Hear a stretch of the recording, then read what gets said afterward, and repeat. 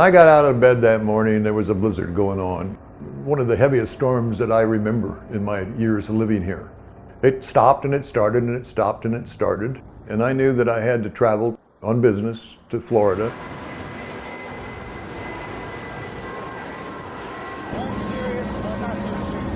The Air Florida jetliner crashed into the Potomac River at 3:55 yesterday afternoon. Plane just come dropping right out of the sky, right at you. And all I did was scream. Its nose was up, its tail was down, the tail section hit the bridge and it went right off into the water. I found myself immediately on the verge of blacking out, and I didn't expect to regain consciousness.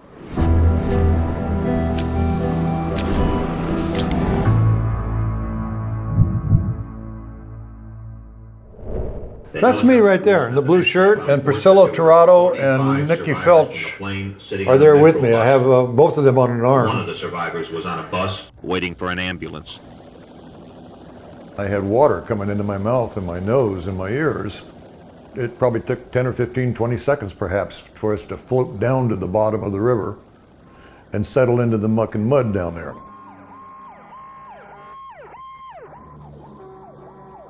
I found myself immediately on the verge of blacking out. I said a brief prayer, please God, take care of my son, today's his birthday, and I didn't expect to regain consciousness.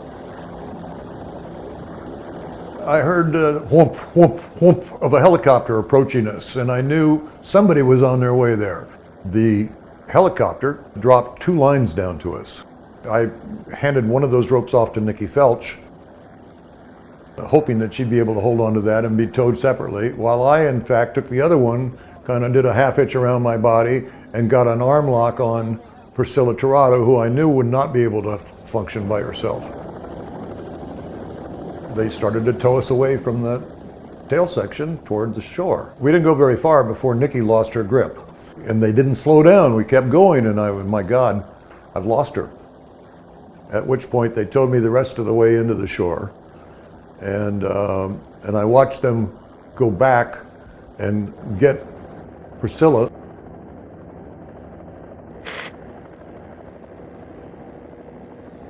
So at that point, I sort of let myself go into shock. Basically, I relaxed and realized I was going to have to trust the medicos. The next thing I remember was waking up in a hospital room.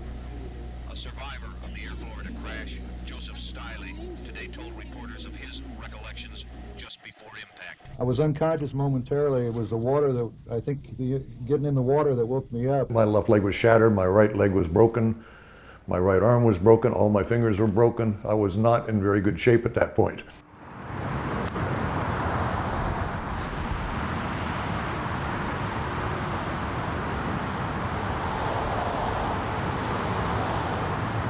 I got quite an education in the year or two thereafter of what it means to be a survivor.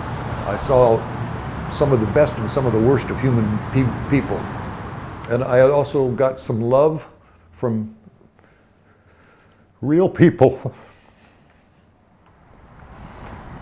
And I've seen my children grow up and become parents and grandparents. I'm just thinking about the 78 people that died out there that morning, or that afternoon actually. And their life ended right there, and I'm sitting here.